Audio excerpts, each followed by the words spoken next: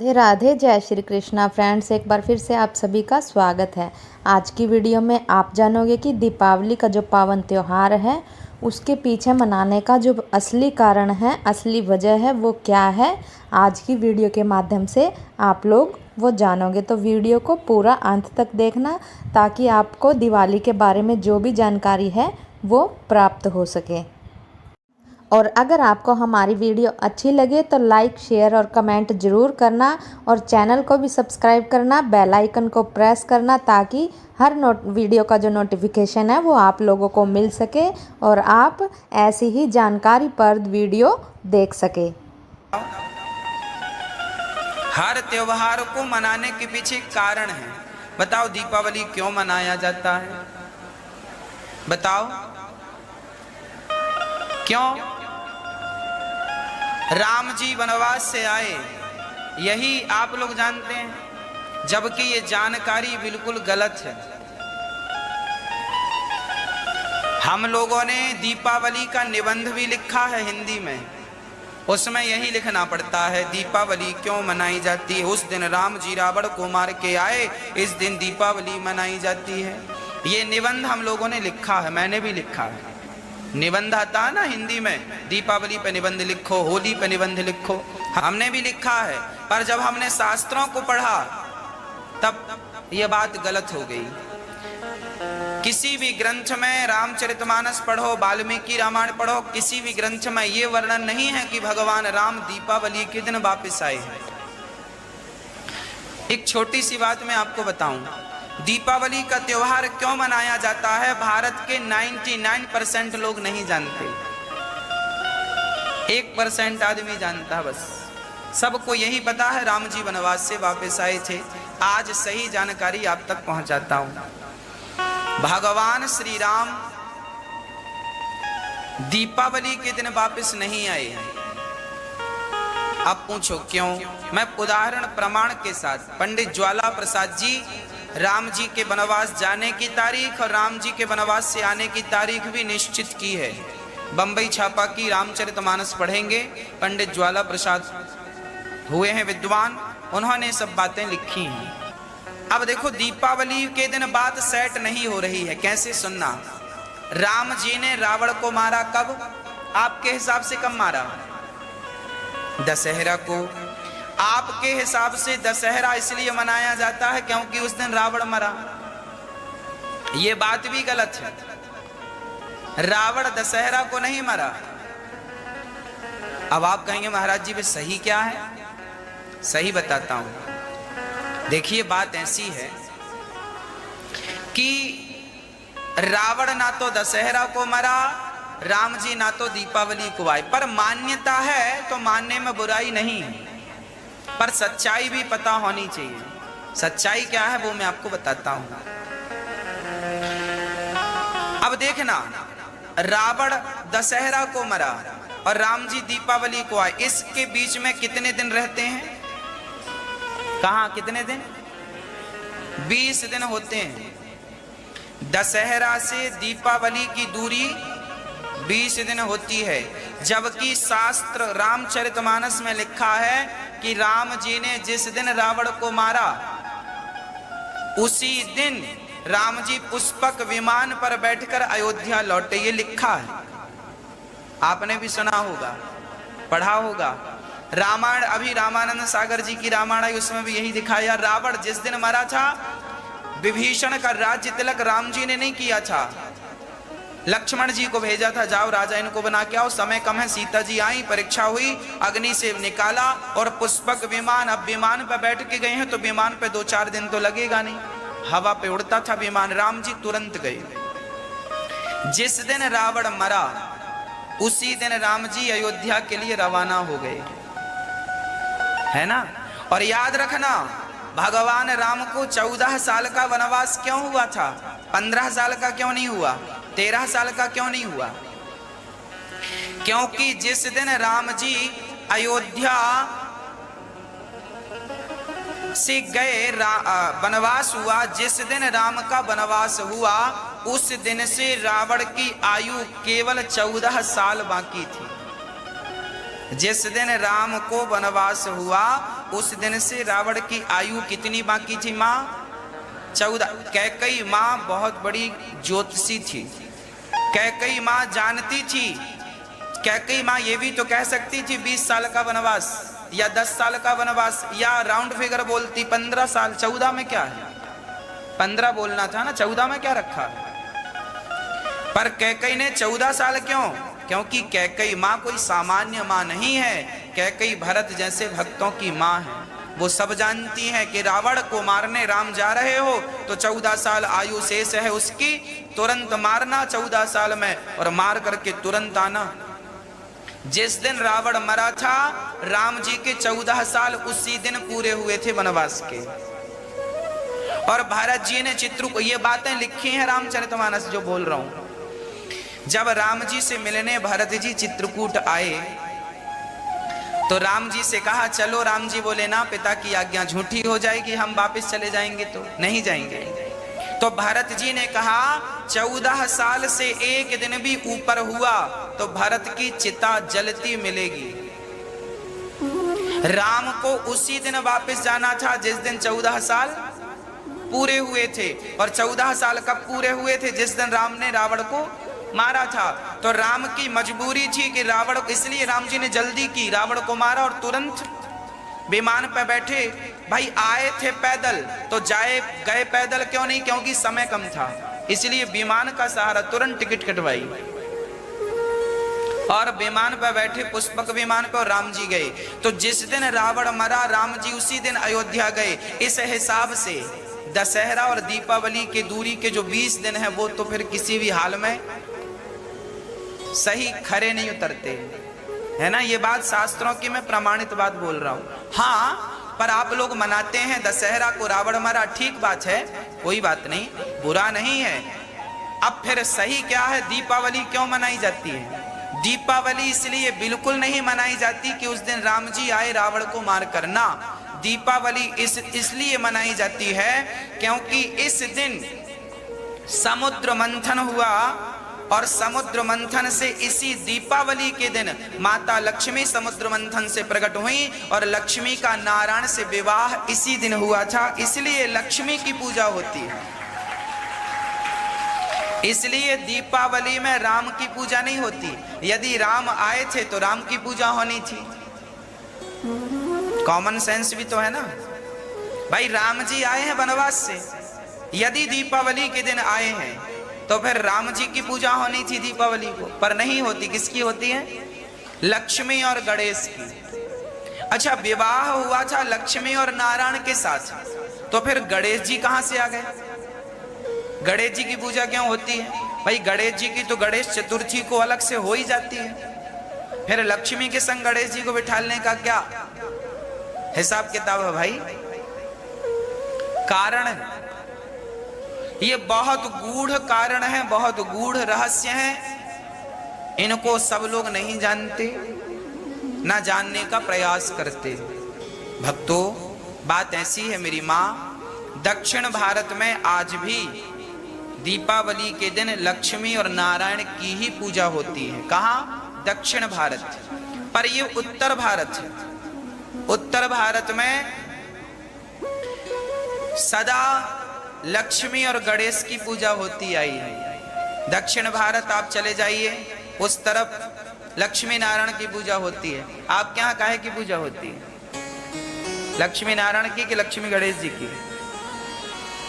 गणेश जी की होती है। उस दिन भगवान नारायण, एक बार क्या हुआ, लक्ष्मी जी नाराज होके चली गई अपने पति से। बोले सब लोग शादी की सालगिरह मनाते हैं, आप तो मनाते ही नहीं। नाराज हो गई लक्ष्मी और अपने पिता के घर चली गई। लक्ष्मी के पिता कौन? लक्ष्मी के पिता कौन? कौन? हाँ, लक्ष्मी के पिता ब्रह्मा। भैया किसने बताया आपको? लक्ष्मी के पिता कौन? समुद्र। लक्ष्मी समुद्र की बेटी है। शंख लक्ष्मी का भाई है। शंख जो है लक्ष्मी माँ के कौन है? भाई हैं।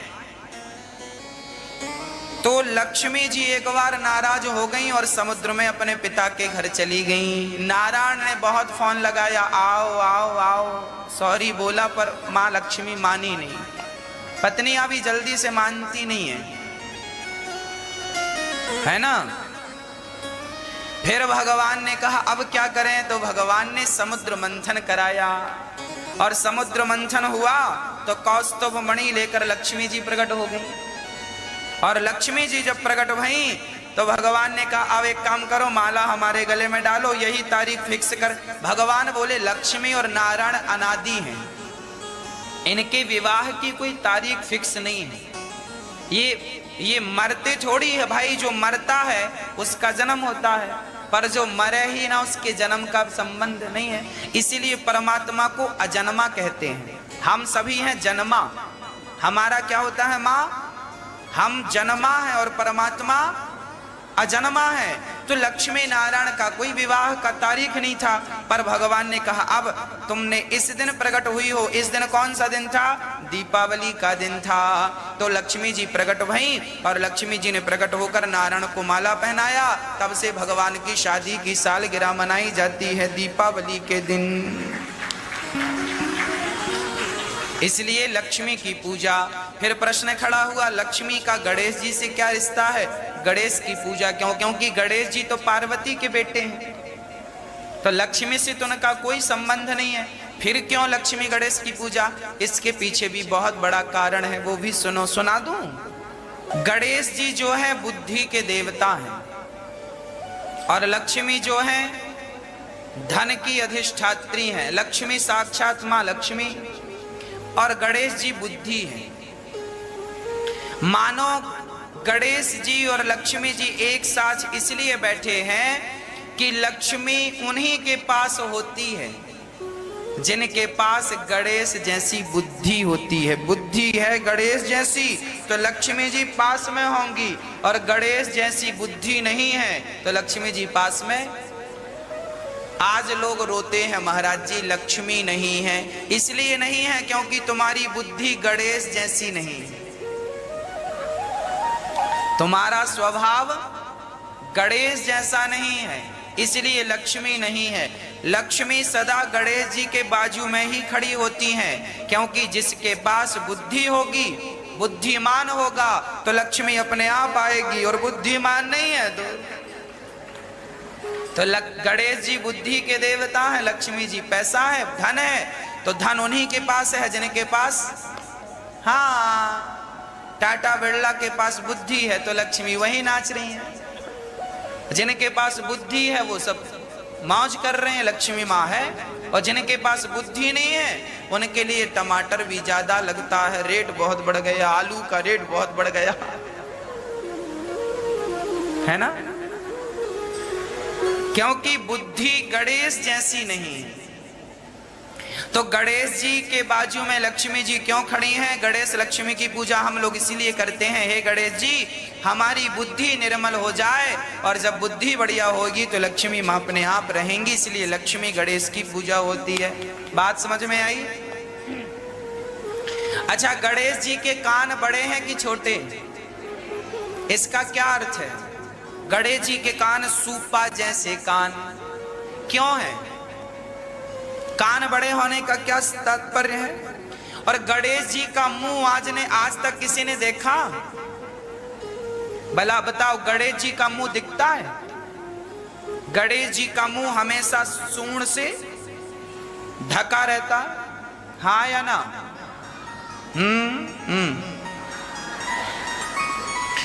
इसका तात्पर्य क्या है? गणेश जी कहते हैं मेरे कान बड़े हैं, आप लोग भी अपने कानों को बड़ा करो।